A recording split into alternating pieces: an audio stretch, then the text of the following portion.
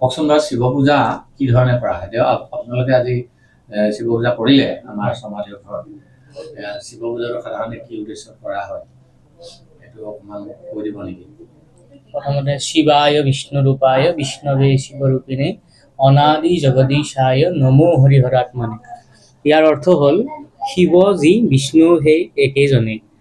আমি যেতিয়া মানুহে আজিকালি ভেদাভেদ হৈছে যে শিৱ আৰু বিষ্ণুৰ মাজত মানুহে ভেদ কৰে, কিন্তু আমাৰ শাস্ত্ৰত কৈছে যে শিৱায় বিষ্ণুৰূপায় বিষ্ণৱে শিৱৰূপিণে অনাদি জগদীশায় নমো হৰিহৰাত্মনে। শিৱ আৰু বিষ্ণুৰ মাজত কোনো ভেদ নাই, অভেদ ঈশ্বৰ হৈছে শিৱ। তো এতিয়া আমি শিৱ পূজাৰ সাধাৰণ অৰ্থ হৈছে শিৱ আশুতোষ, যি অলপতে সন্তুষ্ট হয়। শিৱক সন্তুষ্ট কৰিবৰ কাৰণে মানুহক শ্ৰদ্ধা আৰু ভক্তিৰ প্ৰয়োজন। শিৱৰ কাৰণে কোনো বিশেষ দ্ৰব্য আছে। ৰুদ্ৰাভিষেক নিজৰ গ্ৰহৰ ফলৰ কাৰণে যদি কিছুমান মানুহে পোৱাৰ আশাত যদি কৰ্ম কৰে, সেই উদ্দেশ্যলৈ শিৱৰ পূজাৰ নানান দ্ৰব্য আছে। কিন্তু নিজৰ শ্ৰদ্ধা অনুসাৰে ভক্তি অনুসাৰে যদি শিৱক পূজা কৰে, তেওঁৰ ফল নিশ্চিত। সেইকাৰণে শিৱক আমি আশুতোষ বুলি কওঁ। আৰু শিৱ অনাদি, তেওঁৰ কোনো জন্মও নাই, আদিও নাই আৰু অন্তও নাই। শিৱ হৈছে অনাদি। এতিয়া শিৱ পূজা আমি বিশেষ কিছুমান তিথিতহে কৰিব পাৰোঁ। যেতিয়াই মন যায় আমি তেতিয়াই শিৱ পূজা কৰিব নোৱাৰোঁ।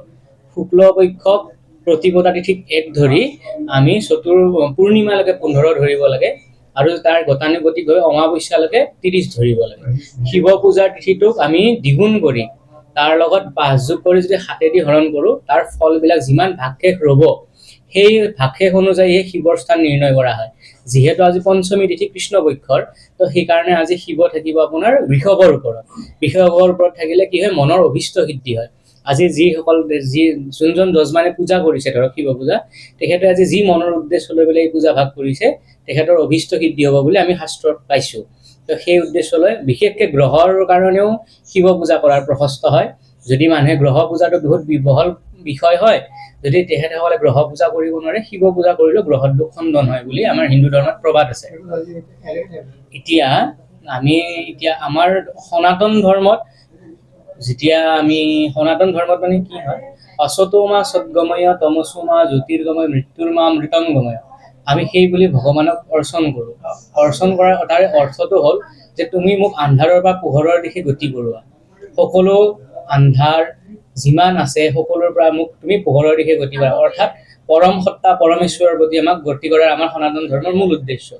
এতিয়া আমি পূজাৰ লাষ্টত যেতিয়া আমি কওঁ সৰ্বে ভৱন্তু সুখিনঃ সৰ্বে সন্তু নিৰাময় সৰ্বে ভদ্ৰাণি পশ্যন্তু মা কশ্চিৎ দুঃখভাগ ভৱেৎ।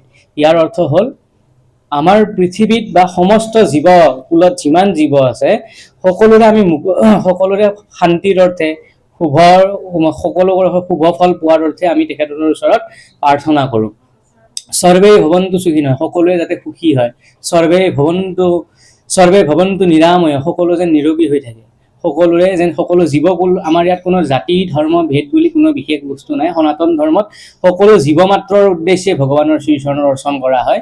সেই জাতিবাদৰ কথা আমাৰ সনাতন ধৰ্মত বিশেষকৈ নাই, কাৰণ সনাতন ধৰ্ম হৈছে অনাদি। সনাতন ধৰ্মক কোনো বিশেষ সময় নাই যে এইখিনি সময়ৰ পৰা যে আৰম্ভ হৈছে। এই যেতিয়া বিশ্ব ব্ৰহ্মাণ্ডৰ উৎপত্তি হৈছে, তেতিয়াৰ পৰাই আমাৰ সনাতন ধৰ্ম চলি আহিছে। আৰু ইয়াতে আমি বৈষ্ণৱ, শাক্ত, শৈৱ, সৌৰ্য আৰু গাণপত্য, এই পঞ্চভাগেদি আমি ভগৱানৰ অৰ্চন বন্দন কৰি থাকোঁ। বৈষ্ণৱসকলে বৈষ্ণৱ পন্থেৰে, শৈৱসকলে শৈৱ পন্থেৰে, শাক্তসকলে শাক্ত পন্থেৰে, আৰু সূৰ্যসকলে আৰু গাণপত্যসকলে নিজৰ পন্থাৰ দ্বাৰা ভগৱানৰ অৰ্চন কৰে। তো তেখেতসকলে সেনেকৈয়ে নিজৰ মাৰ্গৰ দ্বাৰা অৰ্চন কৰে। সেনেকৈ কৰি ভগৱানৰ শুভ ফলবিলাক পাই থাকে। আৰু যেতিয়া ভগৱানৰ ওপৰত খালি তেখেতসকলৰ ওপৰত বিশ্বাস ৰখাটোৱে মেইন উদ্দেশ্য। যদি বিশ্বাস ৰাখি কিবা কৰ্ম কৰে, তাৰ ফলটো অনিবাৰ্য, তেখেতে সেই পূজাৰ ফল পাবই। ওম নমঃ শিৱায় শান্তায় কারণাত্রয় হেতবে নিবেদয়ামি শতমানং তং গতি পরমেশ্বর। সর্বে ভবন্তু সুখিনঃ সর্বে সন্তু নিরাময় সর্বে ভদ্রাণি পশ্যন্তু মা কচ্ছিৎ দুঃখভাগ ভৱেৎ। সকলোৰে সুখ হওক, সকলোৰে সমৃদ্ধি হওক, সকলো নিৰোগী হৈ থাকক, এই প্ৰভুৰ ওচৰত আমাৰ প্ৰাৰ্থনা।